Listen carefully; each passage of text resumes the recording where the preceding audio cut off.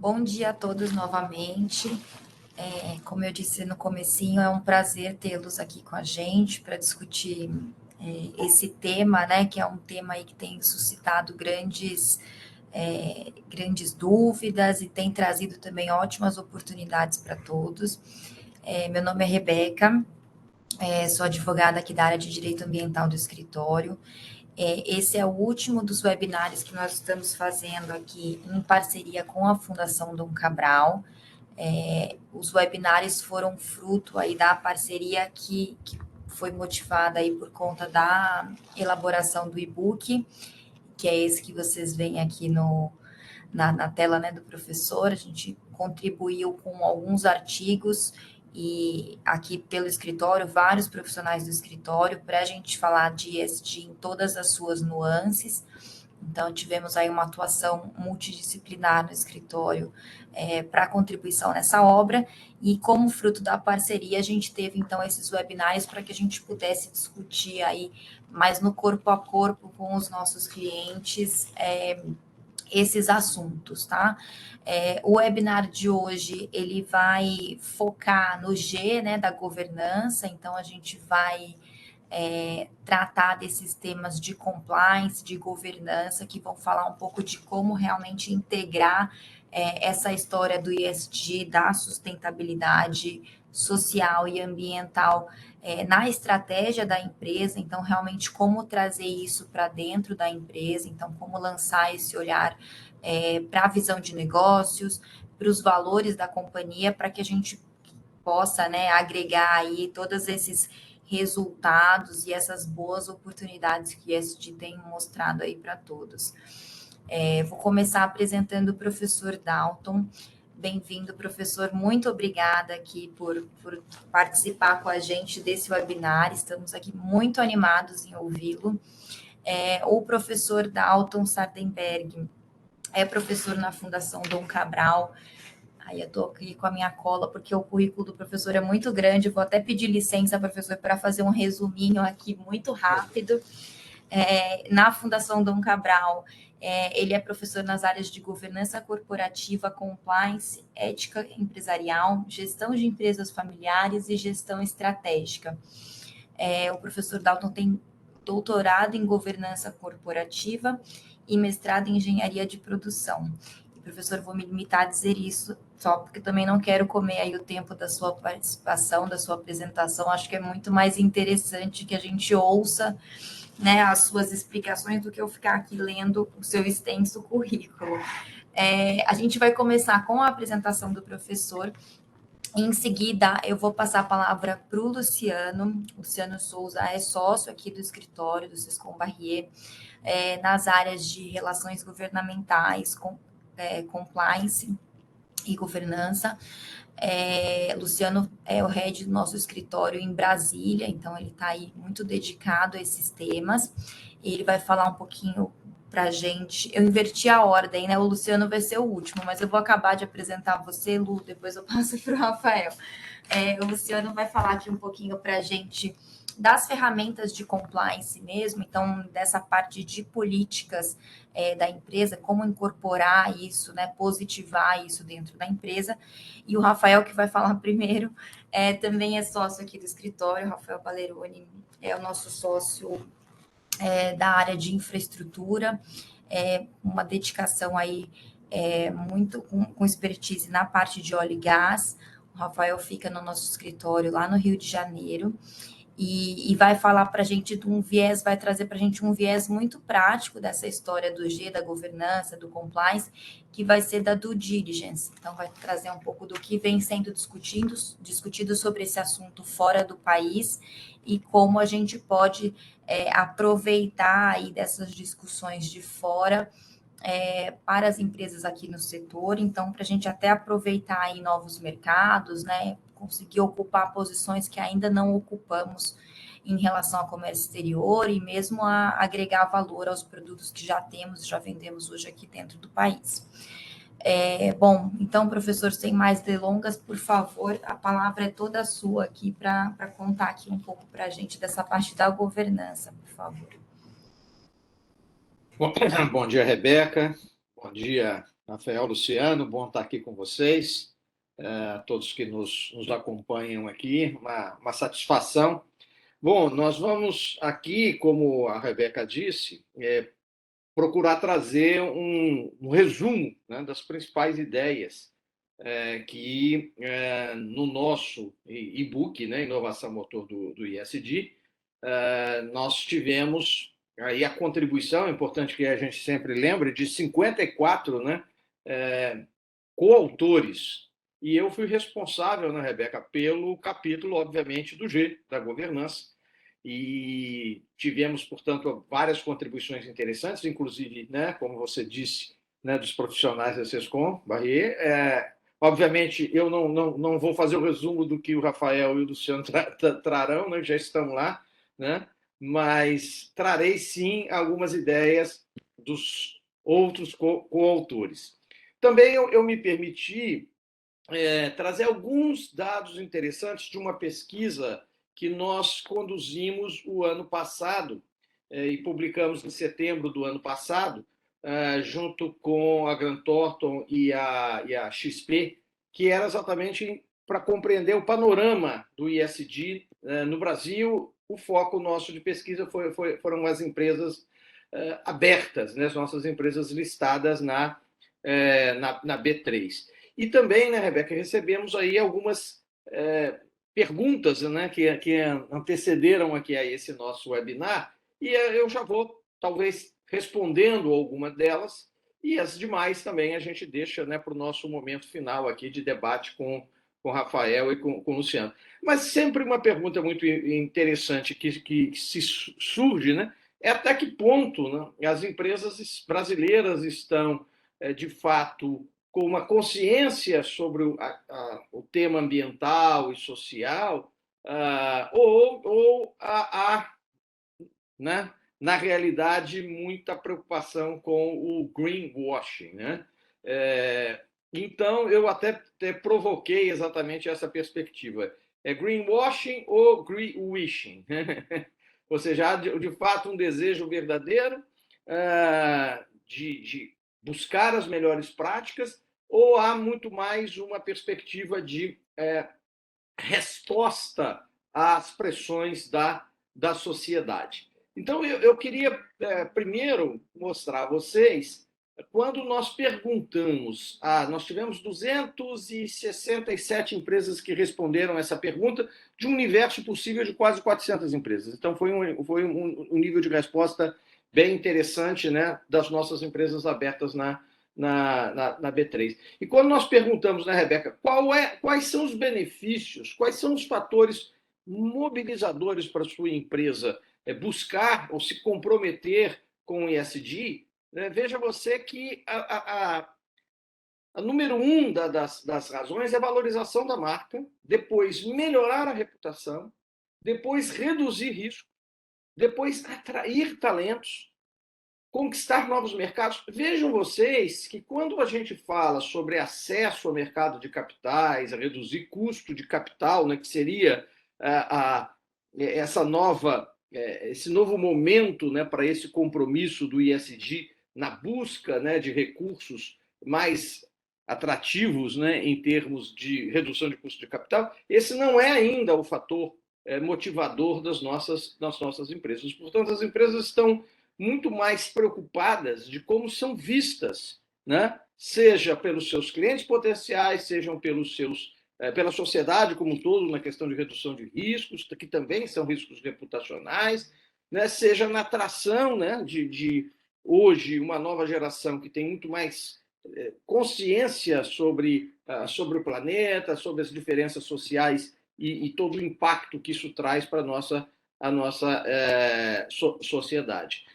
E aí também é muito interessante nessa mesma pesquisa que a gente vê o seguinte: 86% concordaram, né, que, de fato, podem sofrer um impacto negativo se não adotarem uma gestão, né, de ESG. 75% disseram que o ESG é uma prioridade nossa. Agora, em contrapartida, apenas 14% levam em conta os aspectos né, ambientais e sociais no seu processo de tomada de decisão. Então, portanto, há ainda uma grande distância, né, da consciência do impacto negativo, de ser uma prioridade no discurso, mas de estar, de fato, impactando, né, qual é o nosso modelo e qual é de fato, o nosso, nossa decisão tomada no dia a dia, em termos de estratégia, em termos de investimento, né, apenas 14% dizendo que, de fato, esses aspectos são levados em consideração. Bom, também queria falar sobre a perspectiva de métricas, né? É algo que também apareceu como pergunta aí no nosso, na nossa rodada inicial, né? Em que alguns de vocês provavelmente já enviaram essa questão, e é natural sempre essa curiosidade. Vamos ver as métricas de ESG, né? Vejam vocês que apenas 21% disseram que tem indicadores monitorados regularmente de ESG. Né? Então, ainda também é muito preliminar, né? todo o sistema de controle, né, sobre os aspectos de ESG numa organização. E aqui, claro que eu não vou entrar nas métricas usuais, nem do E, nem do S, né? Mas eu acho que é interessante a gente falar das métricas de G, de governança, né? Que são, de fato, importantes dentro desse aspecto como um todo, né? E o modelo que eu gosto mais, né, e indico, né, que quem tiver curiosidade de se aprofundar na temática, é do Economic Dimension Score, né, que é proposto pelo SP Dow Jones Indices e Roberto Sun. Né? Esse, esse indicador, não temos tempo, obviamente, aqui de passar em tantos detalhes, mas ele basicamente ele abrange 8 diferentes dimensões. Né? Por exemplo, na governança especificamente, ele trata de estrutura do conselho, da diversidade, da efetividade, né? da atuação de cada um dos órgãos de governança, da experiência e do mandato, né, concedido a cada um dos conselheiros, a remuneração dos executivos, enfim. E aí depois nós vamos ter os código de conduta, gestão de riscos, gestão da cadeia de suprimentos, estrutura tributária, materialidade, né, matriz de materialidade, inclusive a influência política no sentido de contribuições positivas, né, para as mudanças, para os avanços do ambiente legal, e a medição e avaliação de impacto, né, da governança no sistema de gestão da organização como um todo. Então, é só para a gente lembrar, né, que a gente tem falado também muito de métricas ambientais e sociais, claro que são totalmente relevantes, mas nós não podemos negligenciar aqui como o G como estrutura de suporte de todo o nosso sistema do ISD, né, das nossas métricas de avaliação de a quantas anda a nossa governança, quão maduro é o nosso sistema de governança. E aí, nessa pesquisa também, o que nós podemos compreender foi quais são, né, os fatores mais relevantes para a maturidade financeira. E vejam vocês que o número 1 foi, de fato, estrutura de governança. Então, eu vou, a partir dos coautores, né, trazer aqui para vocês alguns exemplos interessantes de falas, de depoimentos, né, que nós colhemos através desses artigos. Um dos casos que está disponível, né, no nosso e-book é o caso da Irani Papéis e Embalagens, né? E aí fala um pouco da estrutura de governança deles, exemplificando, né, um modelo interessante. A Irani é uma empresa líder no segmento de papel de embalagens e papelão do lado no Brasil. Né? O ano passado, para vocês terem uma ideia, faturou 1,6 bilhão de reais. Né? Ela é uma empresa familiar, né, de controle familiar, do grupo Habitasul, né? Eles já eram uma empresa aberta desde 1977, mas eles realizaram o re-IPO em julho de 2020, já com adesão ao novo mercado. E eles têm sido premiados, como, por exemplo, né, esse ano agora, receberam na categoria papel e celulose o prêmio de melhores do ISD em 2022. Em termos de prestação de contas, eles já, desde 2006, eles emitem os relatórios de sustentabilidade, os relatórios anuais. Em 2021, eles fizeram o primeiro relato, agora em 2021, o primeiro relato integrado, né?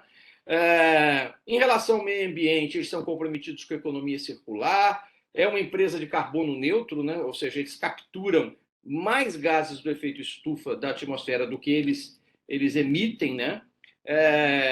Enfim, é a primeira empresa brasileira que se certificou na ISO 14064, enfim, todos os negócios deles têm certificação ISO 9001 ou 14064, vários prêmios, enfim, emissão de 2 debêntures verdes, né, em 2019 e 2021. Nos aspectos sociais, eles têm tanto o olhar interno, né, dos funcionários, premiação também no Great Place to Work, mais de 1,5 milhão investidos aí na capacitação. Enfim, eles têm vários programas interessantes internos, né? Nós estamos aqui com um tempo bem, né, focado, então não há necessidade de passar em cada um desses programas, mas é um nível de estruturação muito interessante para atender e manter o engajamento, enfim, e dos seus 2.200 colaboradores diretos, né?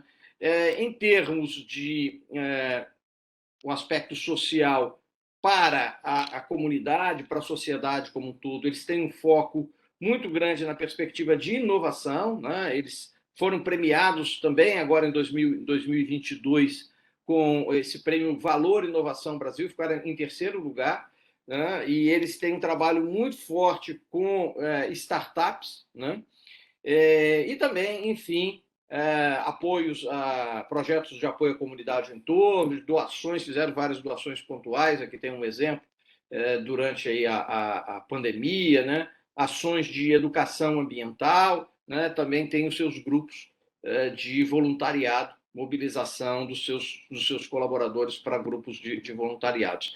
E entrando finalmente no aspecto da estrutura, né? Que é o primeiro vetor que a gente destacou como importante na materialidade financeira, a preocupação com a estrutura de governança, a Irani traz aí, né, um conselho de administração com 5 membros, né, sendo 2 independentes e um conselheiro externo, né, são cinco diretores, né, que compõem 4 além do CEO, e 3 comitês de assessoramento ao Conselho e 5 comitês operacionais. Lembrando, né, essa questão de comitê sempre dá muita dúvida, né? Quando o comitê ele é vinculado ao Conselho de Administração, nós chamamos de comitê de assessoramento e normalmente ele é liderado por um próprio conselheiro. Nos comitês operacionais são aqueles comitês de suporte, de apoio ao CEO, né? É interessante isso nas nossas entrevistas, junto com a equipe da Irani, entrevistamos o presidente do conselho, conselheiros independentes, os executivos da Irani, e uma das questões foi por que não o comitê de sustentabilidade está ligado ao conselho de administração, mas ser um comitê operacional?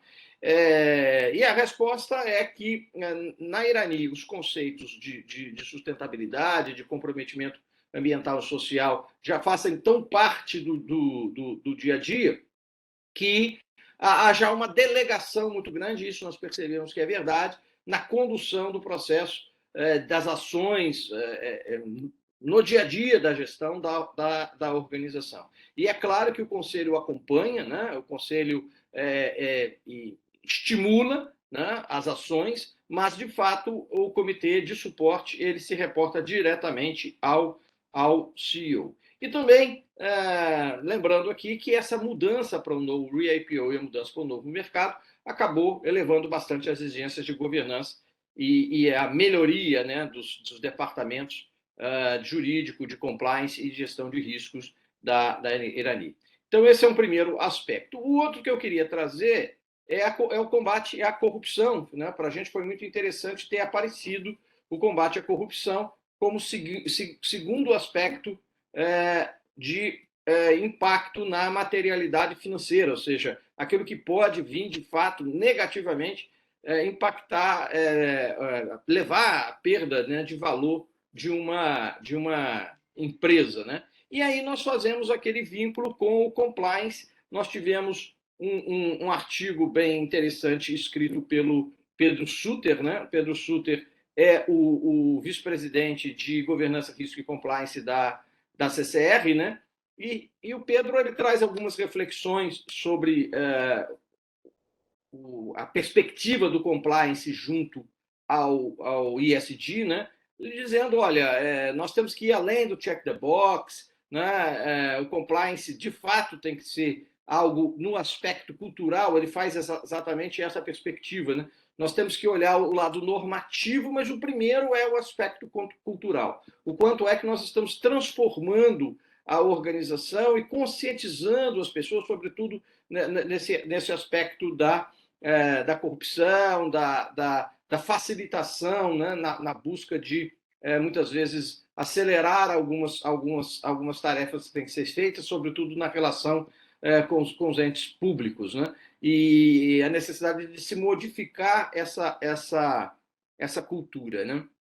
E ele traz uma reflexão muito interessante, vamos lembrar, isso é público, né, que a CCR, de fato, fez um acordo de leniência em 2018, onde houve pagamento de propina via exatamente doações a PEP, né, pessoas expostas politicamente, nesse tipo de relação, usando, inclusive, patrocínio de Fórmula Truck. Então, hoje, uma preocupação muito grande na CCR é, de fato, o aspecto do como é que a área de compliance acompanha o suporte a projetos sociais. Quer dizer, há um compromisso do apoio, mas de uma maneira, né, sem que isso seja de qualquer tipo de benefício, sobretudo ligado a pessoas politicamente expostas politicamente. Então, a área de compliance tem um papel muito relevante hoje e eles reconhecem. Em relação ao ESG na CCR, né, eles criaram uma plataforma com um profissional totalmente dedicado, né, fizeram a revisão da matriz de materialidade deles, né, são 7 grandes temas, né, onde cada um desses temas é acompanhado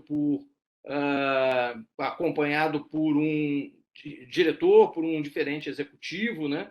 E para vocês terem uma ideia, são 320 iniciativas estratégicas nessa plataforma de ESG, que faz parte do plano diretor deles, que é acompanhado mensalmente pela diretoria executiva e trimestralmente pelo comitê de gente ESG, né? É um comitê aí sim de assessoramento ao conselho, que também reporta a partir das análises principais do resumo dos avanços dessas iniciativas nas reuniões a cada 3 meses no Conselho. O outro aspecto que eu acho que é importante também a gente lembrar é a diversidade e inclusão. Né? Nós tivemos um texto também muito interessante, escrito pela Liliane Rocha. Liliane Rocha é CEO da gestão Kairos. Né? A Liliane ela traz até um quadro, né, mostrando, né, os percentuais da população brasileira e das lideranças das grandes empresas, né, o que mostra uma não representatividade verdadeira, né, de boa parte da nossa população nos cargos de liderança. Né? A gente sabe, enfim, isso não é nenhuma novidade, mas é sempre bom verificar esses números, né, e ver a distância que de fato nós estamos. Né?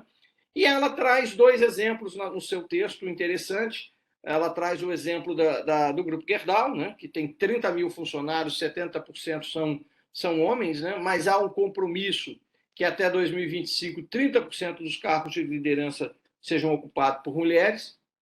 Eles estabeleceram metas para isso, e que são, de fato, acompanhadas, monitoradas, né? Em 2017, quando essa meta foi estabelecida, eram apenas 5% de mulheres em cargos de coordenação. E hoje, 20% dos bônus dos executivos já são atrelados a metas ESG. E ela traz também um exemplo da Symrise, né, que é uma empresa de fragrância, né, mundialmente conhecida, né, e também que estabeleceu metas, né, aumentando aí em 53% o número de negros no seu quadro de funcionários. Hoje tem 46% de mulheres funcionais e 49% de mulheres em cargos de liderança, e no recorte de mulheres negras avançado de 11% para 16%. Então, também é um texto bastante interessante, onde ela fala da importância da diversidade. Veja vocês que foi né, dito aí pelas empresas, responderam então à nossa pesquisa. O terceiro, né, diversidade e inclusão, foi o terceiro tema mais importante em termos de impacto, né, na materialidade financeira. Vamos trazer aqui um outro aspecto também importante, né, que é saúde e segurança no trabalho e impacto significativo na comunidade local. E aí a gente traz um caso, né, que eu acho que nos últimos anos foi tão impactante sobre essa perspectiva do ISD, que foi o caso da Vale, né? Nós tivemos aí Mariana e Brumadinho, né? E tivemos aqui a satisfação de contar com um artigo muito interessante também do Zé Luciano Penido, né, o presidente do conselho da Vale. Né? Então, o Penido ele coloca lá no artigo alguns dados interessantes falando sobre a Vale pós-Brumadinho. Né? Então, a participação da Vale nesse Conselho Internacional de Mineração e Metais, que estabeleceu, né, novos e mais exigentes padrões de segurança de barragem e de estruturas de disposição de rejeito. Então, a Vale foi um ator ativo, né, nessa transformação.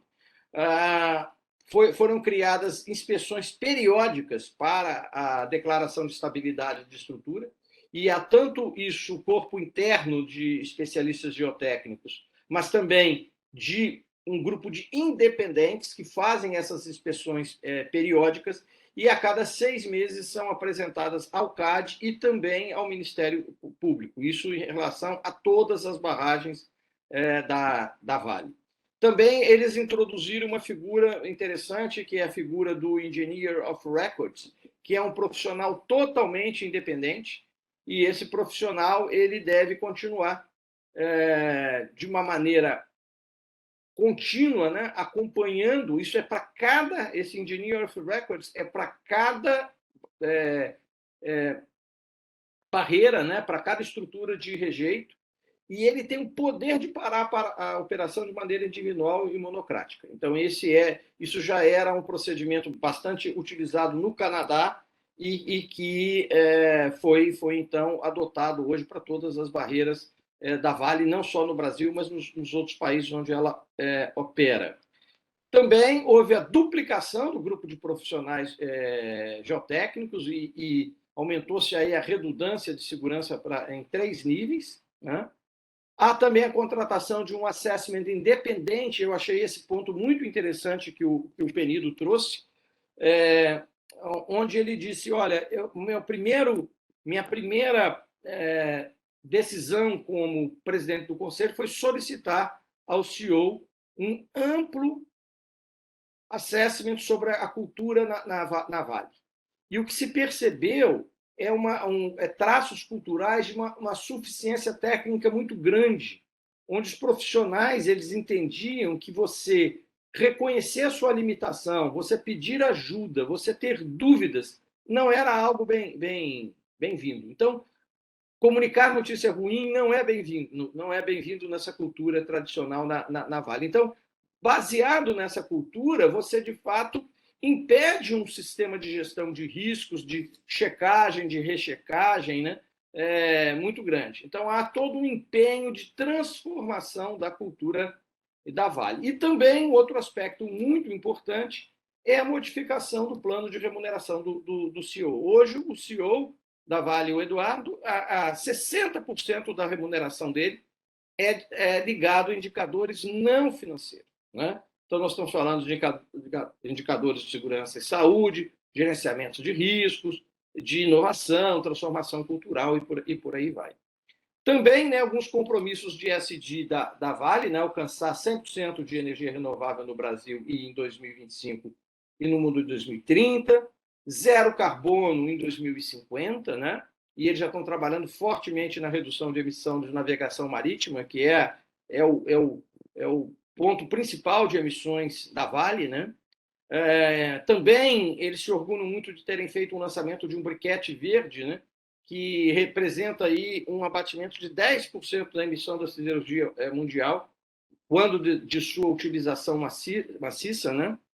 E também a preocupação com a diversidade, a equidade e a inclusão, né? Eles fizeram um censo em 2021 que no chão de fábrica, né, há uma representação da sociedade, seja no Brasil, seja no Canadá, na Indonésia, na África, né, onde a Vale tem operações, mas no nível executivo é bem diferente, né? É bem diferente. São as pessoas que representam a elite europeia, branca, que têm acesso às melhores universidades. Então, eles têm feito uma série de ações inclusivas, por exemplo, uma turma de trainee no ano passado teve 68% de negros, 65% de mulheres. Esse ano, fizeram uma contratação para posições de curso superior, 28 posições que foram abertas, exclusivas para mulheres. E aí tem vários avanços na governança da Vale, né? Maioria de conselheiros independentes, isso é importante que se diga, né? A Vale, né, ela tinha basicamente, nesse momento de Mariana, de Brumadinho, a Vale tinha integralmente conselheiros com expertise financeira, com olhar financeiro. Não havia, por exemplo, na Vale nenhum conselheiro da área do segmento de mineração, né? Enfim, e aí temos uma série de avanços, a questão do Lead Independent Director, 6 comitês que foram adotados.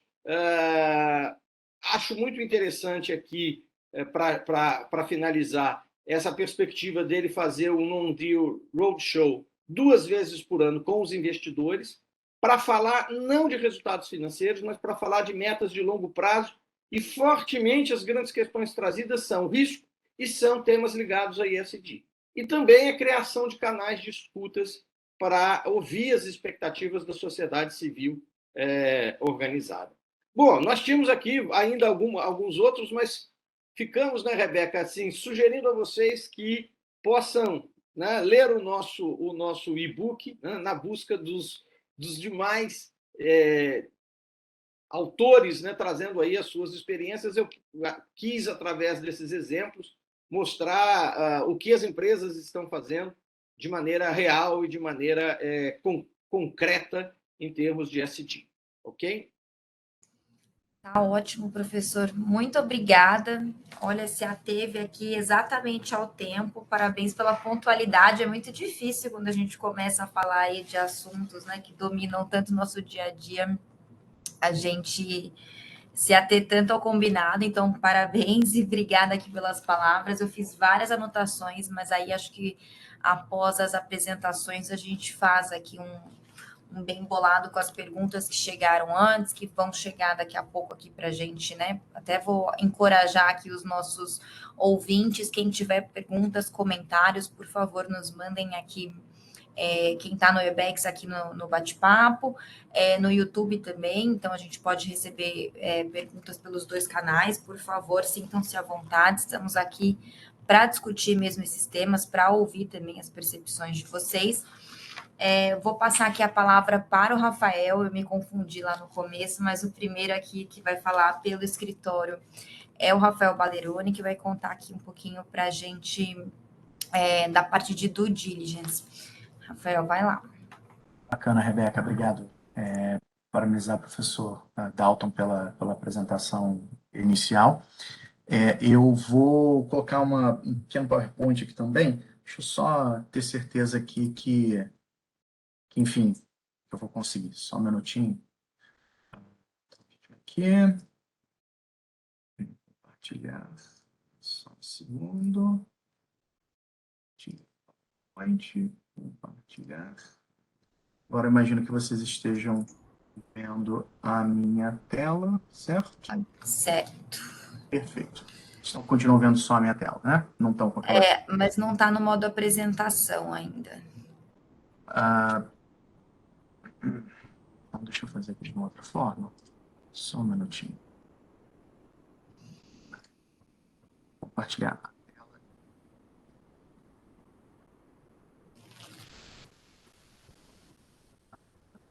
Você esteja vendo somente a... Agora foi. Certo? Tá perfeito.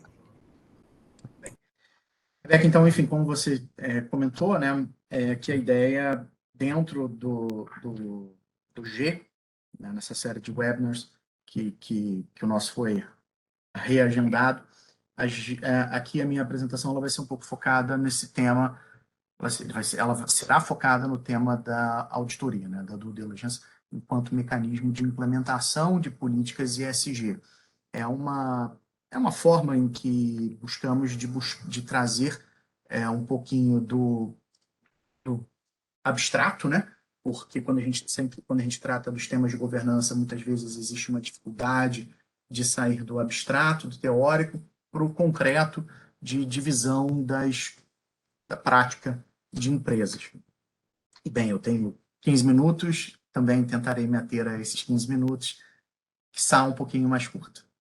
Bem, essencialmente serão 3 temas aqui que abordarei, né? O primeiro sobre o tema de due diligence ESG, depois passando um pouquinho de soft law para hard law, trazendo um pouco essa evolução para mostrar que, em síntese, o assunto tendente e, por fim, perspectivas. Bem, primeiro a gente só conceituar, fazer um pouco uma visão geral sobre o tema de due diligence, né? E especificamente a due diligence ESG.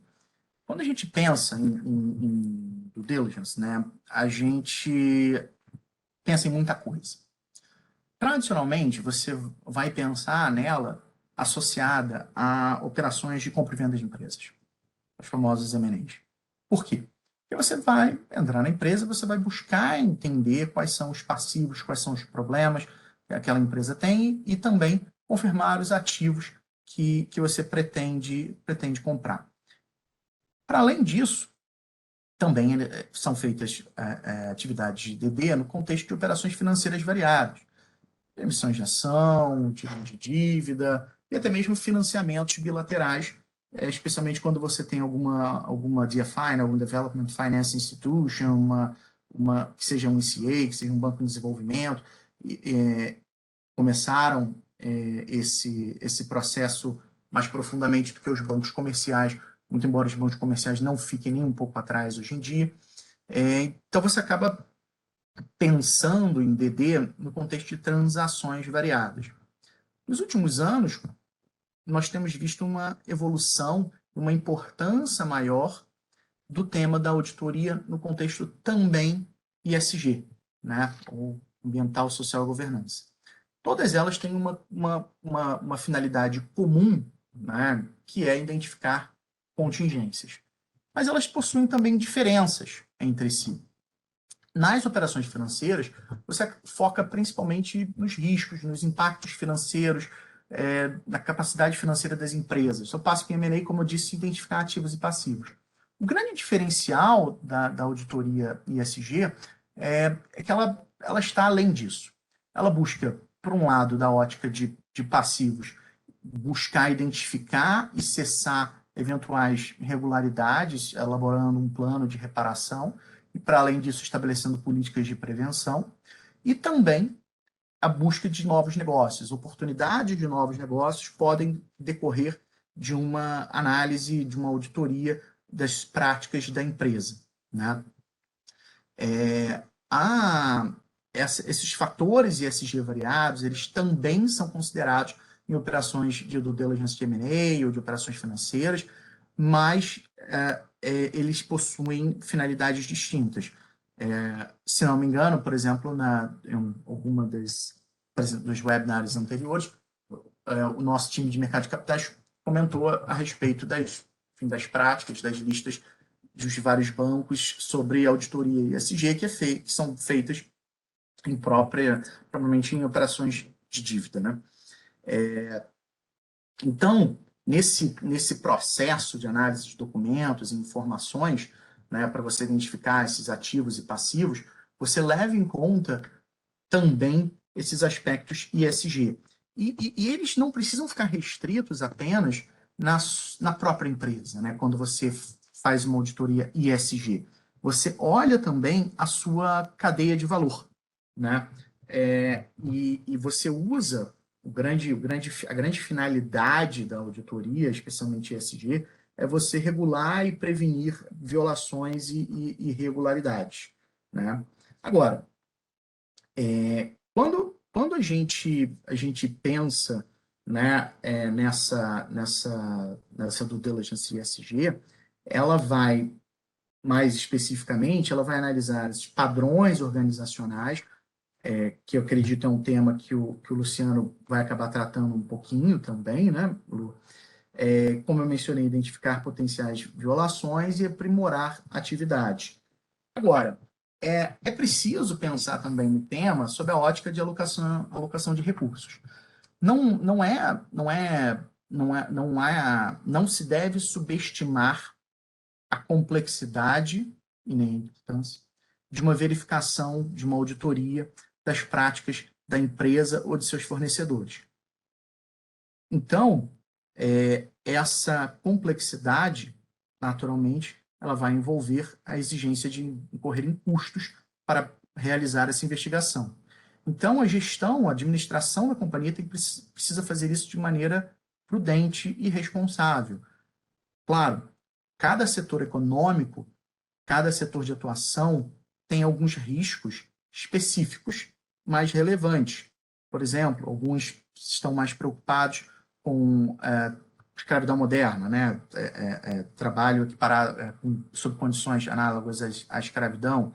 Outros estão mais preocupados com violações a regras ambientais, que no Brasil é especialmente importante na medida em que você tem responsabilidade solidária e objetiva entre os poluidores, inclusive os indiretos.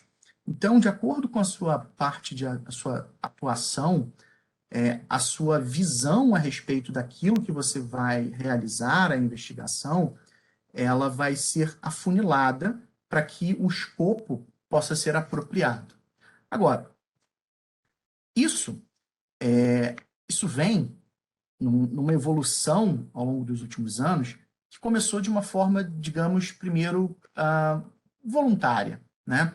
As empresas preocupadas com a sua reputação, os provedores de capital preocupados com algumas questões a respeito dos riscos daquela transação.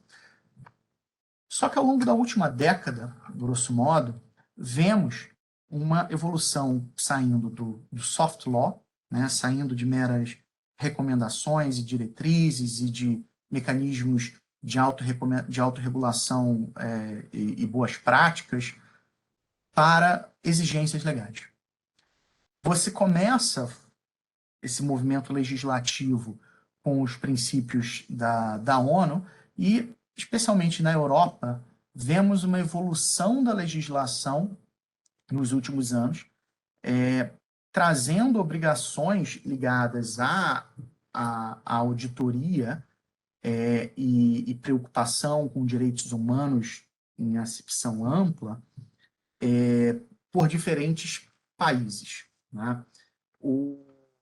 A gente começa, enfim, depois a gente vai passar um pouquinho em linhas gerais essas leis, a gente vai passando Reino Unido, França, Holanda, a União Europeia pretende passar uma diretiva, a Alemanha. Então, há uma evolução legislativa muito forte, né? Essa responsabilidade socioambiental das empresas, ela é cada vez mais exigida pelos reguladores, pelos consumidores, pelo mercado, pela comunidade internacional. Enfim, chovendo no molhado, é um consenso de que a gente não pode mais falar de crescimento econômico sem falar também de desenvolvimento sustentável. E é nesse contexto que surgem as leis europeias, que passam a obrigar que empresas realizem a due diligence periódica, inclusive em sua cadeia de fornecedores, né? Mas, eu não sou advogado de nenhum desses países, não tenho licença para falar sobre a legislação de nenhum desses países, mas muito brevemente, em passando, a gente tem aqui nos próximos slides um breve sumário de aspectos dessas legislações de vários países, né? Enfim, Reino Unido, destacando aqui o ponto importante, essa questão de relatórios anuais, e que, embora a lei não tenha uma exigência de DD, você tem uma clareza de que a auditoria ela é um mecanismo para você atingir a obrigação prevista na lei.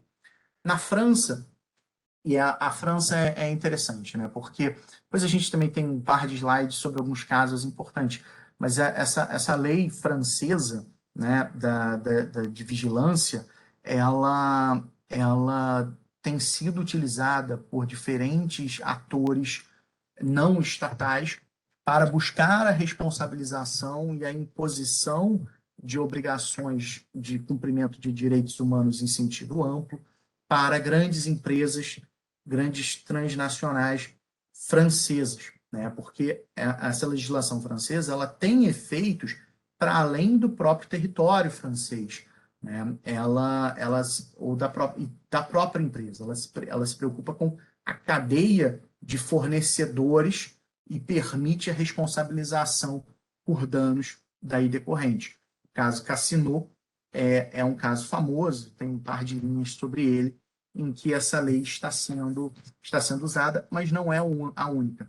Também a Holanda entrou em vigor aqui mais recentemente, também tem uma lei contra trabalho infantil, e a Alemanha também possui uma lei do dever de vigilância da cadeia de produção, também em vigor desde do ano passado, com uma perspectiva de aplicação mais ampla a partir do ano que vem, também prevendo due diligence não só na própria empresa, mas também no grupo econômico, na cadeia de fornecedores.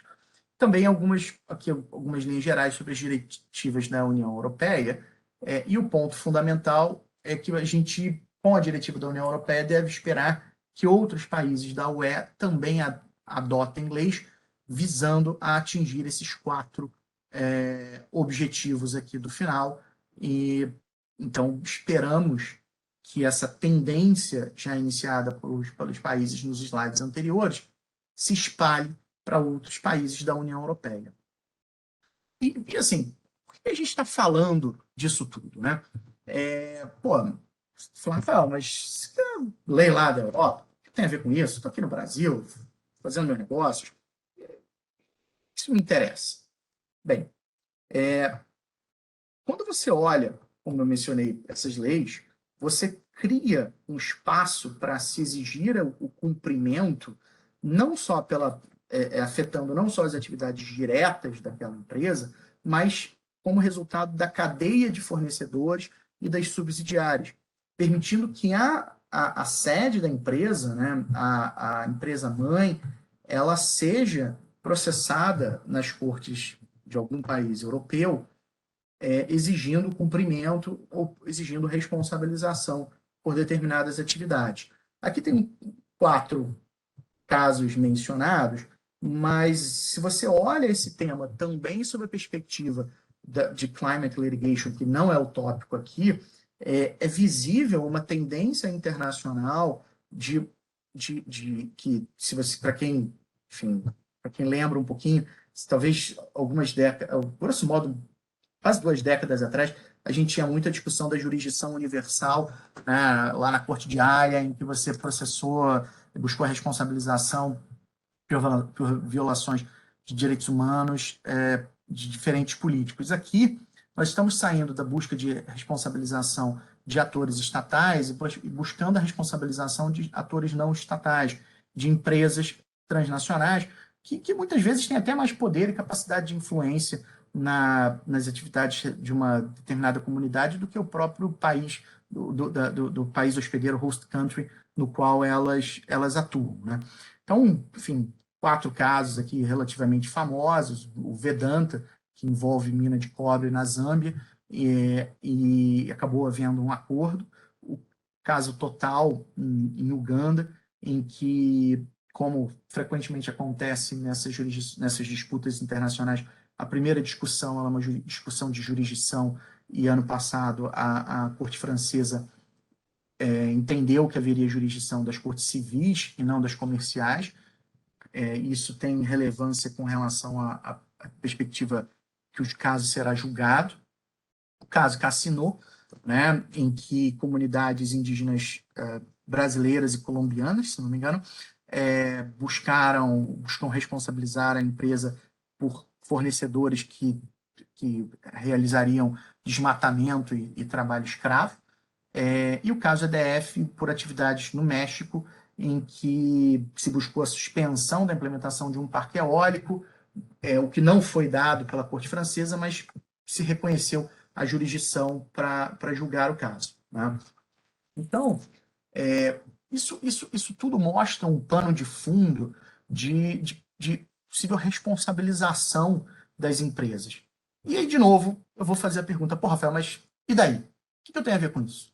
Eu sou uma empresa brasileira, faço meus negócios, mas você exporta? Você realiza atividades internacionais? Você é fornecedor de uma subsidiária brasileira de uma empresa francesa, alemã, holandesa? Se você for, você tem que se preocupar.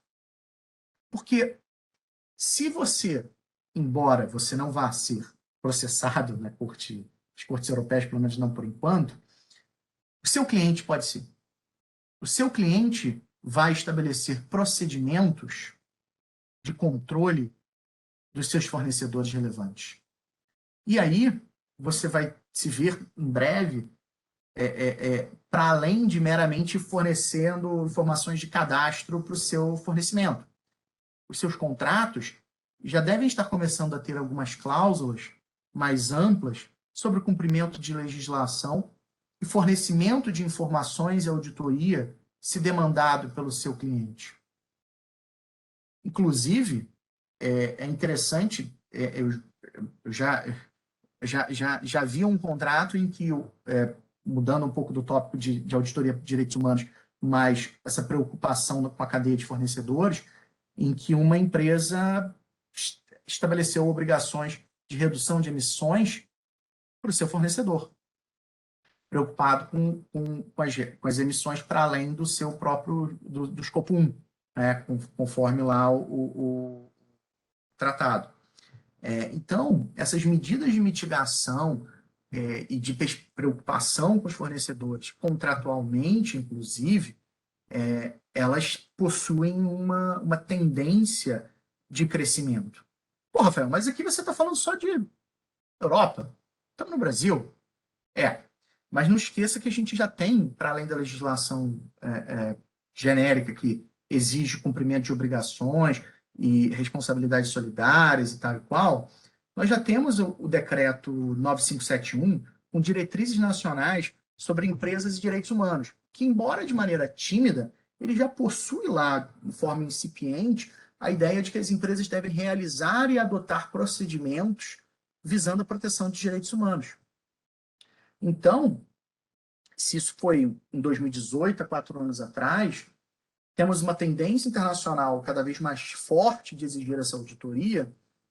Talvez em 5 anos nós tenhamos regras mais expressas, mais assertivas, mais determinativas sobre a prática de auditoria ligada a temas de direitos humanos para empresas brasileiras. E isso, enfim, nessa tendência inteira, para além de você tentar capturar um greening nas suas operações financeiras, né, o chamado green premium, enfim, você pensa nos títulos verdes, você tem benefícios fiscais já outorgados, mas há uma tendência de alocação maior de capital para empresas que estejam preocupadas com as atividades, com a sustentabilidade das suas atividades, com o cumprimento de regras de ESG. Eu inclusive, tenho uma amiga que a tese de doutorado dela busca medir isso, e estabelecer, e tentar buscar enfim, quão relevante é esse greening para as empresas, né? Então, quando a gente pensa, né, sobre esses impactos, como eu mencionei, em primeiro lugar, você tem que estar preparado. Essas leis europeias, elas estão cada vez mais fortes, elas influenciam o mercado internacional.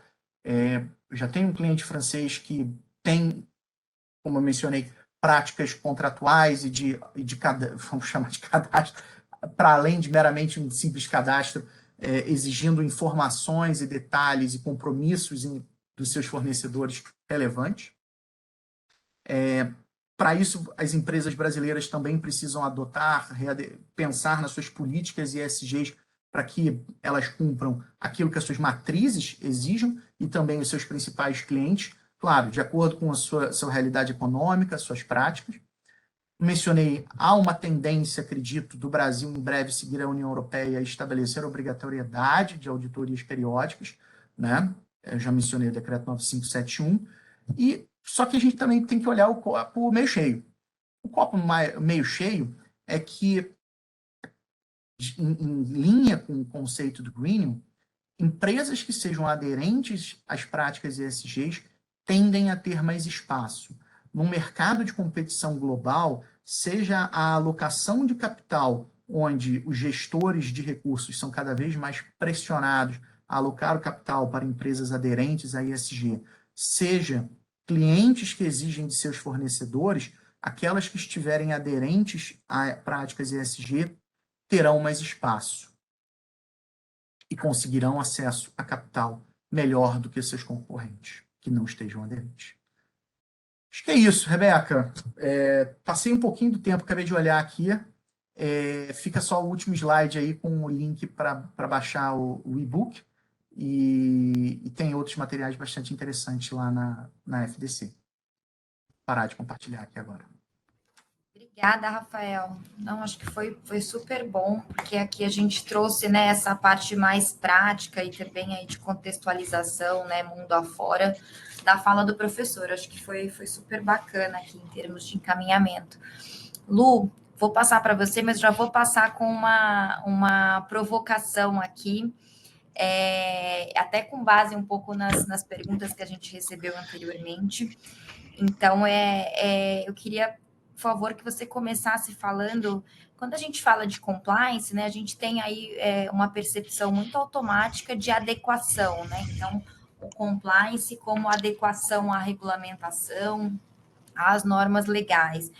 Quando a gente fala toda dessa contextualização ESG, né, dessa história do querer algo a mais, né, ir além, então uma atuação com mais propósito, né, com o desenvolvimento de uma estratégia aí mais robusta, né, mais diferente, a gente pode falar de compliance também, ou a gente está falando hoje num compliance 4.0 aí, num compliance plus alguma coisa? O que você acha? Bom dia a todos, Rebeca, obrigado pela pergunta. Um pouco antes de começar a responder, eu acho que eu vou me beneficiar aqui, é claro, é sempre muito bom falar por último, ainda mais vindo depois do professor e do Rafael, em que as questões foram todas postas, foram todas exauridas em uma certa medida, e o que facilita bastante o meu trabalho aqui. Então, eu acho que a ideia vai ser um pouco reagir tanto ao que o professor falou, tanto ao que o Rafael acabou de falar. E eu vou começar pela sua pergunta, dizendo, enfim, tentando voltar um pouco, né?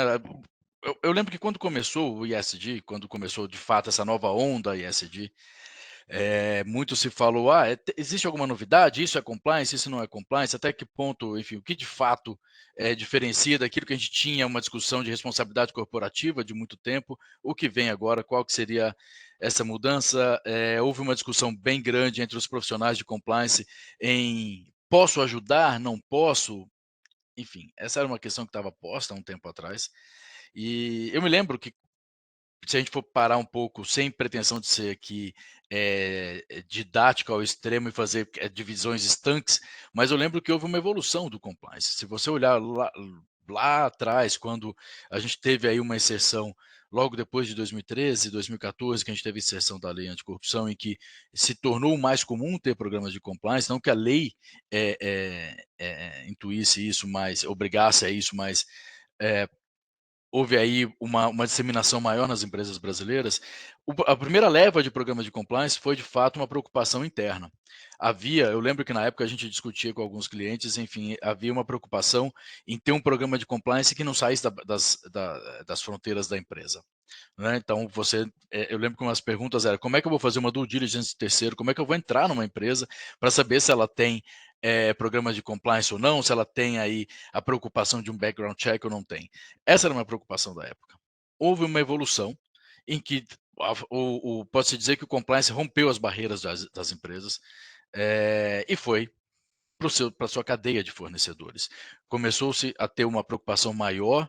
Eu acho que aí conversa um pouco com o que o professor Dalton trouxe, sobre essa preocupação de todo o quase que reputacional, com quem não basta eu estar isolado dentro de uma ilha de compliance, com regras internas, mas eu tenho que saber com quem eu convivo, e a partir do momento em que a própria lei também traz alguma responsabilidade nesse sentido, e aqui a gente não vai entrar em questões da lei anticorrupção, mas só que, enfim, ela traz algumas responsabilidades, então você começa a se preocupar com o que está acontecendo.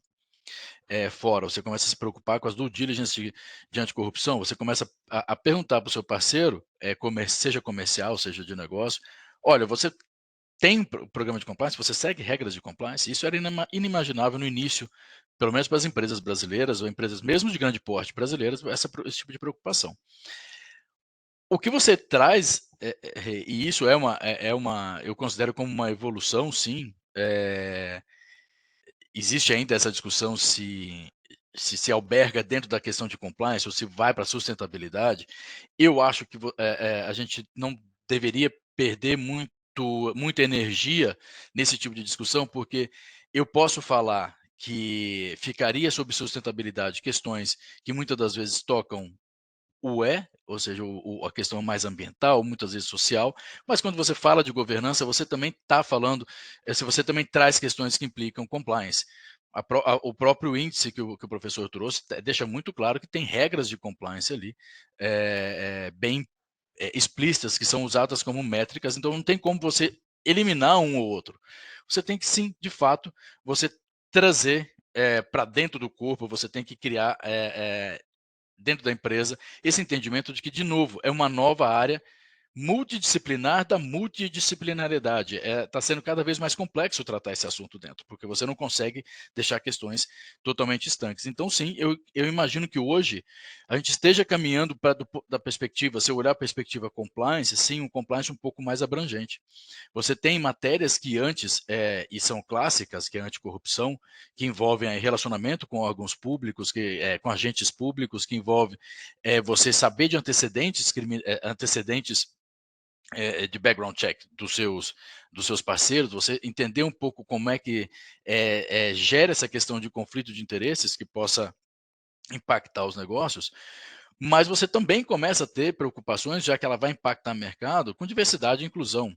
Você começa a ter preocupações que tocam gênero. Quando você vai para a CVM, você vê regulações normativas da CVM dizendo: olha, atente-se, que eu quero saber quantas mulheres mulheres não, quais os gêneros autodeclarados que você tem dentro da sua empresa. São regras que vão começar a ter seu valor, enfim, a ser colocado em prática a partir do ano que vem. Eles querem saber quais são as diversidades, quais os tipos de diversidade que existem dentro das empresas. Então, são pontos que começam a avançar, sair de dentro de questões que muitas das vezes estavam fora do escopo do compliance clássico e começam a entrar dentro do escopo do compliance clássico a partir do momento que você tem essa ideia de normatização. Então, sim, eu acredito que, e da mesma forma, você trabalha dentro da linha que o Rafael trouxe, desse trabalho, dessa nova forma de escravidão, desse trabalho análogo à escravidão, em que você começa a ter essa preocupação a depender da atividade do cliente. Então, sim, acho que a gente está falando aí de um compliance 4.0, uma preocupação que não tem como você tirar, e eu avanço um pouco mais isso. Eu acho que o ISD, e eu acho que a gente coloca muita energia em alguns pontos, mas eu gostaria de colocar energia num aspecto que eu acho super interessante, numa discussão que a gente teve até recentemente, Rebeca, sobre a questão do legado, né? Eu acho que o grande ponto, e aqui não, até correndo o risco de sair um pouco da questão jurídica e dessa discussão da prática e subindo um pouco por uma questão um pouco mais filosófica, mas eu acho que faz parte desse contexto todo, é isso que motiva muitas das vezes, qual é o legado que a empresa quer deixar? Ela quer simplesmente check the box? Eu acho que o texto do Peter, do Pedro Sutter, que ele trouxe, em que não é, o compliance não é apenas check the box, e ESG não é apenas check the box. É entender qual que é a filosofia, qual é o legado que a empresa de fato quer deixar para o seu mercado, para a sociedade como um todo. E tem discussões interessantes, me permitindo sair um pouco da governança, entrando um pouco no social, no capítulo no qual eu contribuí para o e-book da Dom Cabral. A gente estava discutindo um caso americano em que as empresas estavam fazendo gestões de relações governamentais, não para uma proteção delas mesmo, mas sim dos consumidores. Elas estavam fazendo gestões governamentais nos seus órgãos locais, buscando, isso grandes cadeias americanas, buscando uma normatização do que seria produto, do que seria um produto verde para aquele setor, para aquele mercado. Então, você começa a ver que normalmente relações governamentais, a gente, e muitas vezes chamado de lobby, muitas vezes chamado de defesa de interesses, enfim, o nome aqui, eu não queria botar muita luz no nome, sim na atividade, que é a atividade da empresa de se movimentar através de suas associações junto ao governo ou junto ao legislativo, ela estava não indo no seu interesse próprio, uma vez que nenhuma delas fabrica ou fazia parte da cadeia de produção daquele produto, e sim buscando para o consumidor uma melhor forma de ter o que de fato era um label verde ou não naquele sentido. Então, você começa a ter uma discussão em ações de empresas que muitas vezes saem da simples questão, não simples, muitas vezes complexa, mas da questão mais falada, que é só apenas o ambiente, mas indo para questões sociais que inclusive movimentam a empresa para esse sentido. E tudo isso não tem como você não ter um reflexo dentro da questão da governança. Você tem que ter essa discussão dentro da governança. Eu acho que é lá, através dos instrumentos, através desse índice que o professor trouxe, que você começa a ter métricas, se de fato a gente está no discurso ou se de fato a gente está trazendo esse legado para dentro, colocando esse legado realmente para fazer funcionar. Eu acho que legado tem uma linha muito tênue, uma linha muito umbilical quase, com cultura, que é o que o Pedro traz. Quando você introjeta na cultura da empresa questões que são de ESG e aí de todas as suas matizes, olhando para dentro da empresa, qual é a função dela, qual que de fato é a finalidade dela, e você introjeta esses conceitos e você movimenta a empresa nesse sentido, você muda a cultura, movimenta a cultura e cria um legado. Acho que é um pouco esse o ponto que eu queria ressaltar, saindo um pouco da filosofia, voltando para a parte prática agora. Não tem como a gente dizer, e eu sei, Rebeca, que meu tempo já está aí estourado, porque eu acho que vai ser legal a gente ter um debate um pouco antes aqui com o pessoal, mas não tem como a gente fugir, muitas das vezes, ainda mais quando a gente fala de governança, daquela lista, ou mesmo daquela lista, vamos colocar assim, não exaustiva, é quase que uma inspiração que o EDS traz para a gente, das políticas que têm que ser positivadas dentro da empresa, têm que ser discutidas dentro da empresa, enfrentadas pelo board, pelo conselho de administração, para que de fato você movimente. Muita inspiração também, sem sem a positivação, sem o empurro, sem o empurrar de uma regra, acaba perdendo talvez um pouco do seu sentido. Rebeca, volto para você, eu acho que para a gente fazer aí um debate, fico aqui à disposição. Acho que, de novo, era só para fazer um wrap-up de tudo, porque o professor colocou muito bem a matéria, o Rafael veio e me colocou totalmente prática essa parte, e coube a mim aqui talvez fazer um apanhado geral e dizer, enfim, mostrar um pouco do que a gente tem visto na prática, as discussões que a gente tem visto e um pouco da nossa opinião nesse sentido. Tá bom, Lu. Bom, você fez esse apanhado geral e acabou com a minha fala final, porque eu ia falar justamente da questão do legado que a gente discutiu. Então, eu vou precisar improvisar aqui, esvaziou completamente meu discurso final, que ia ter toda essa, essa conclusão, mas eu acho que antes de passar aqui para as perguntas, é justamente isso, né? O O ESG. amigo na Rebeca não pode, Luciano. Desculpa, não sabia. Na próxima a gente combina melhor, então. Tá bom. Mas. Mostra a sintonia entre vocês. Exato, exato. Isso aí, professor. Mas eu acho que o ESG é justamente isso, né? Ele trouxe um olhar novo para o negócio, né? Então, acho que o papel de todas as empresas, independentemente do tamanho, né? Que é a pergunta que eu vou fazer para o professor em seguida, é de pensar qual o futuro do meu negócio, né? Eu vou ter lugar no mercado se eu continuar atuando da forma como eu atuo hoje, né? Então, é realmente trazer esse pensamento mais estratégico, né, de perpetuidade do negócio, em relação ao que a gente tem visto aí de mercado consumidor, né? O professor falou bastante aí de que os consumidores estão engajados, né? Hoje a gente vive numa sociedade de propósito, então já há inúmeras pesquisas comprovando, né, que as pessoas não se importam em pagar um pouco mais por produtos que eles têm a confiança de que foram feitos, né, de maneira sustentável, né, que tem aí toda uma história e uma regularidade comprovada. Então, até endereçando aqui uma das perguntas, né, que foi se o ISD teria prazo de validade. Até queria ouvir, né, dos nossos palestrantes aqui, mas eu acredito que não. Eu acredito que, de fato, uma preocupação que veio para ficar. Então, a gente fala aí dos millennials, né, já são aí a maioria da sociedade, então acho que isso só vai se fortalecer com o passar dos anos, então acho que realmente é uma preocupação que todos devem ter, de perpetuidade do negócio, de inovação, de realmente como incorporar essa estratégia no negócio. Professor, eu vou te fazer uma pergunta aqui, eu estou fazendo um compilado, a gente recebeu muitas perguntas aqui para esse webinar, então realmente estou fazendo um esforço de uni-las aqui em grupinhos. Professor, por favor, se o senhor pudesse conversar aqui com a gente, explicar um pouco se o ISD ele é válido só para grandes companhias, para multinacionais, ou se a gente pode falar também dessa parte das métricas de ISD, de compliance, regras de governança, né? Para pequenas empresas, para empresas familiares também, se isso tem lugar ou se de fato é algo aí muito para os grandes. Então, Rebeca, a gente tem, né, na Fundação Dom Cabral trabalhado muito com empresas de médio porte, né? Nós temos aí já, acho que nos últimos 20 anos, né, dos nossos 46 anos de existência, eu diria que pelo menos metade deles, um pouco mais de 20 anos, a gente desenvolveu uma atuação muito forte com empresas de médio porte. E a grande preocupação dessas empresas sempre tem a ver com o seu processo de construção de longevidade, né? Não há. Luciano criou aí, usou aí a expressão legado, né, Luciano?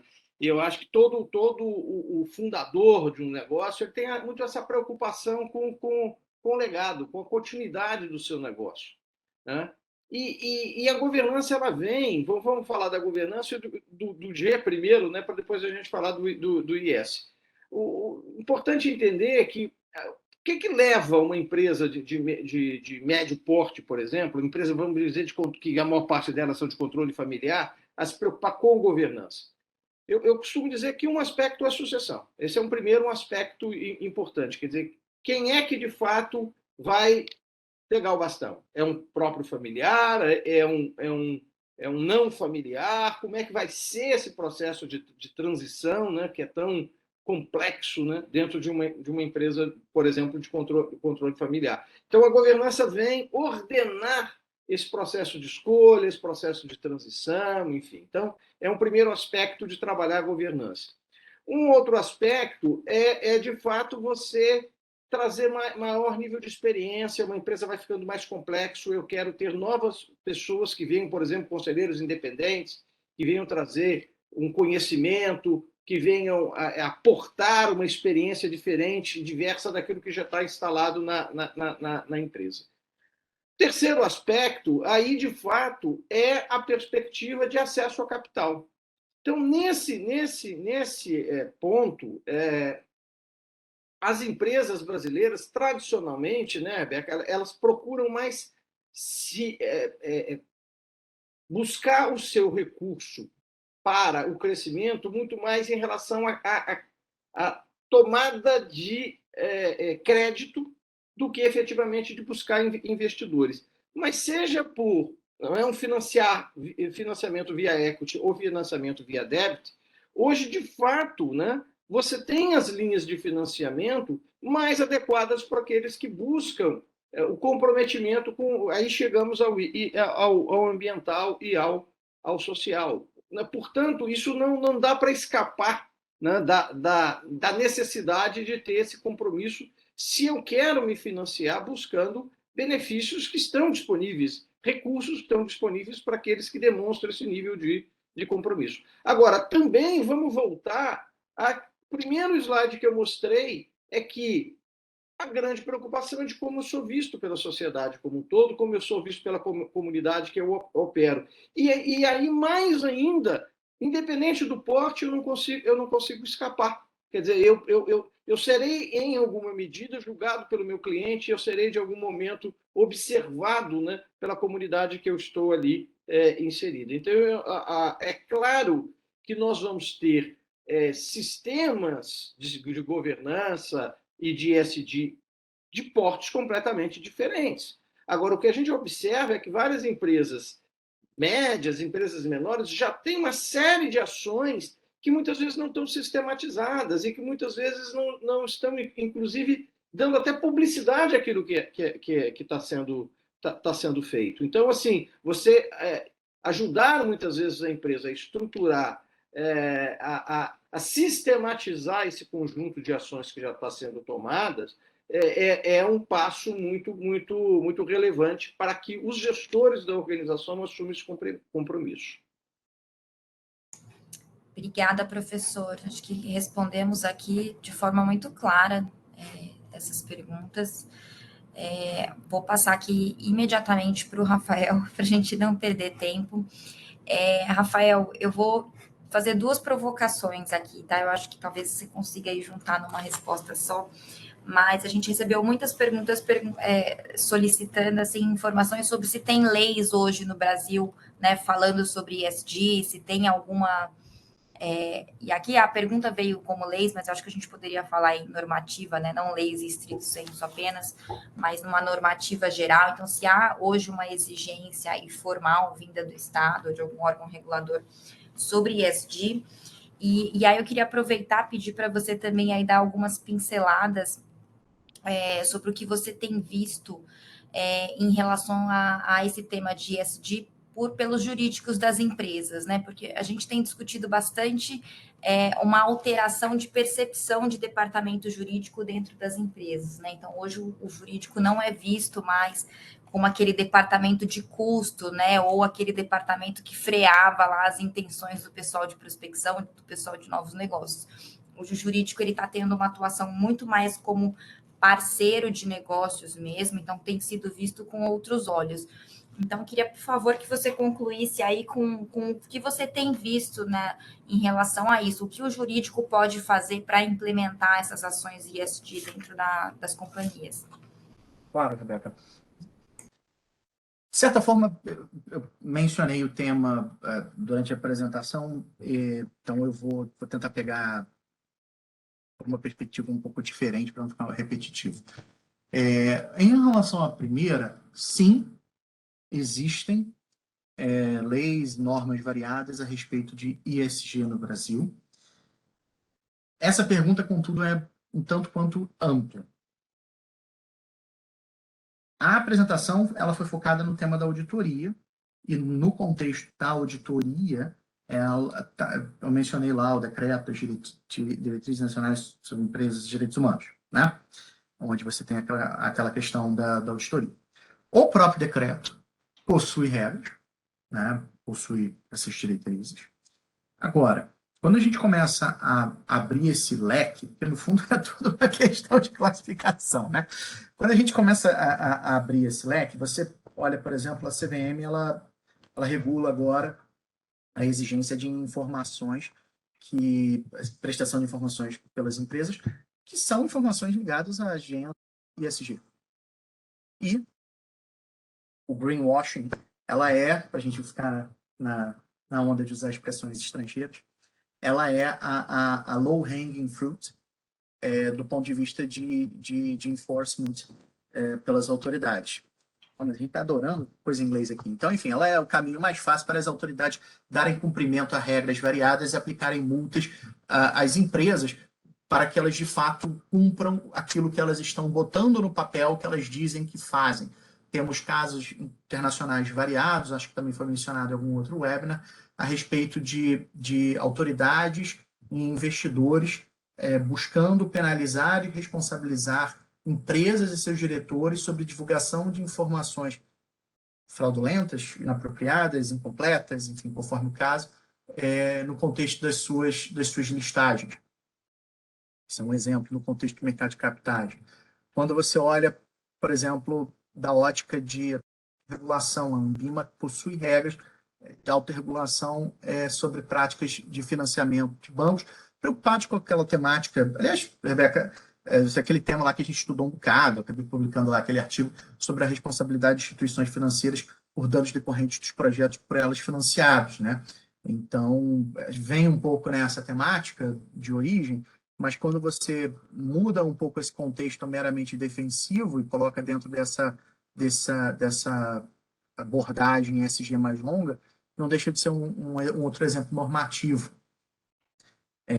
Quando a gente pensa que a própria Constituição Federal possui as regras de restrição a trabalho escravo infantil e que essas regras são repetidas em inúmeros contratos, esses não deixam de ser exemplos de práticas contratuais visando a implementação de regras ESG de maneira geral. E quando a gente sai dessa parte desses exemplos variados que eu estou dando aqui e parte para o concreto, o que eu tenho visto, e Beca, não só eu, né? A gente também tem visto um pouco isso, a gente atua em conjunto. Eu acho que o que eu vejo mais, pelo meu viés de prática, está ligado a contratos. Está ligado a cláusulas contratuais, está ligado a exigências de informações e reportes com relação a temas que são caros e importantes para as empresas. Tem aquela cláusula comum que o meu código de ética está na anexo, você tem que seguir. Beleza, mas agora não é mais só isso. Você começa a pedir algumas informações, você começa a prever direitos de algum tipo de fiscalização sobre o cumprimento efetivo desses compromissos vagos. Essa parte, digamos assim, que eu mais vejo, mas o time de mercado de capitais, as divulgações de ofertas, os fatores de risco, esse é um tema importante que aparece. Empresas de petróleo, você vai fazer o formulário de referência, você bota um fator de risco sobre a transição energética mais amplamente. E as práticas de redução de emissões? E as preocupações que você precisa ter com a temática ESG, temática ambiental, por exemplo, no caso de petróleo, é mais forte do que uma prática. Enfim, mais forte é difícil, mas é mais comum que haja essa preocupação com isso. Mas a temática social, por exemplo, a preocupação com comunidades variadas, como que as atividades afetam comunidades no entorno, é outro ponto de preocupação para empresas em variados setores. E, claro, como a gente mencionou, oportunidades, né? Talvez, Rebeca, você possa, então, pegar essa parte final enfim, acho que essa é uma prática que você tem até bastante desenvolvido, né? Busca de oportunidades, às vezes você chama, eu gosto dessa sua expressão, de ativos ambientais que não são aproveitados pelas empresas. Acho que você tem nos últimos anos, desenvolvido bastante essa perspectiva de oportunidades, né? De repente você fala um pouquinho sobre isso, que essa praia acho que é mais sua do que minha, e já take it home para encerramento do webinar, dado o horário. Obrigada, Rafael. eu não vou nem começar a falar disso, porque eu não tenho aí o didatismo de vocês e eu me empolgo para falar aqui dessa parte de ativos ambientais, de carbono, então não vou me aventurar. Acho que isso a gente pode marcar um novo encontro para conversar. Lu, vou te passar a palavra para você responder, que a gente recebeu uma pergunta do Cassiano. Cassiano, Mas teremos, oi. né? Teremos ainda Teremos de sobre o tema de carbono. carbono, se você quiser fazer a Exato. pergunta. Farei. Não, a gente vai ter aí 4 webinários para falar de mercado de carbono no Brasil agora em agosto. Estão todos convidados. O convite agora, o primeiro acontece na quinta-feira, então, por favor, quem tiver interesse, se inscreva, acho que vai ser muito bacana. Voltando para o G, né? Saindo aqui do E, que realmente, como eu falei, eu me empolgo. Lu, vou te passar só a pergunta do Cassiano, que ele mandou agora há pouco. Eu acho que já foi tratado um pouco aqui no webinar a respeito, mas se você puder aí dar uma resposta objetiva, até porque a gente está estourando o tempo também, então é mais um desafio para você que ficou por último. Mas a pergunta é se o ESG está dentro do compliance ou não. Então, como é que é essa história aí? Enfim, bom, vamos lá. Não é uma. Eu acho que não existe uma resposta pronta. Você tem, como eu comentei na primeira parte do que a gente falou aqui, existe uma diferença de entendimento nesse sentido, mas eu entendo que a depender da estrutura de ESG da empresa, a depender sim das regras que ela queira implementar, eu não vejo problema de inserir algumas dessas práticas, algumas dessas políticas dentro de um programa de compliance, que não vai ser o compliance clássico que a gente tem anticorrupção, mas já faz um tempo já que o compliance já não é mais apenas regras anticorrupção. Eu acho que você fechar compliance em apenas nesses tópicos é você perder a oportunidade de ter o benefício de uma mudança de cultura, um benefício de realmente mudar o curso do entendimento do seu negócio em razão de você querer colocar em caixinhas. Eu acho que o programa de compliance veio para exatamente tirar essas caixinhas ou fazer com que a gente pense fora da caixa, numa visão um pouco mais... Tem uma expressão que o pessoal do instituto lá da Áustria usa, que é uma visão mais holística. Eu acredito nessa visão holística, que você venha por vários ângulos ajudar a criar um ambiente um pouco mais seguro. Não tem como você não falar, por exemplo, quando está falando de diversidade e inclusão, você tem no código de ética em que você está falando de um ambiente seguro, você está falando de um ambiente onde a gente passa 80% do nosso dia a dia, em que você possa, que a empresa tenha que garantir aí um ambiente onde a pessoa possa se expressar da forma que ela é, na verdade. Então, não existe como você colocar em caixinhas separadas. Talvez, se você estiver falando do direito ambiental ou da questão do ambiente, da letrinha E ou A, se você falar em inglês ou português, você tenha uma questão um pouco mais vinculada à sustentabilidade.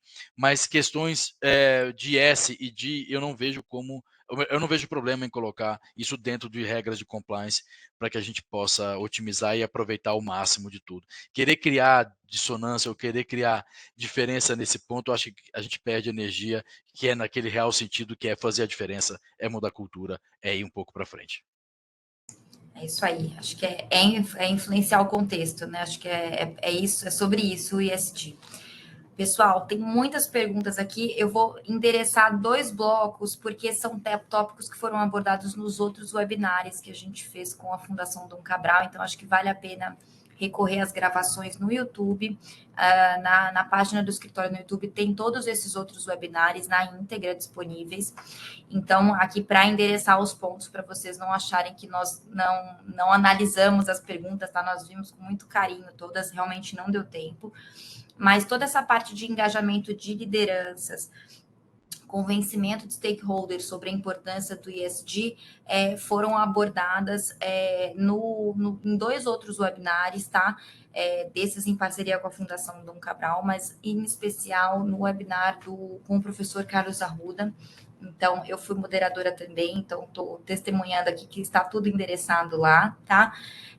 A gente teve também um webinar falando de remuneração de executivos, que também fala um pouco disso, com o professor Raico, justamente porque né, atrelar aí as métricas de remuneração dos executivos ao atingimento dessas parâmetros ESG é uma das formas de engajar a liderança, né? Engajar pelo bolso, né? Que é o que a gente fala.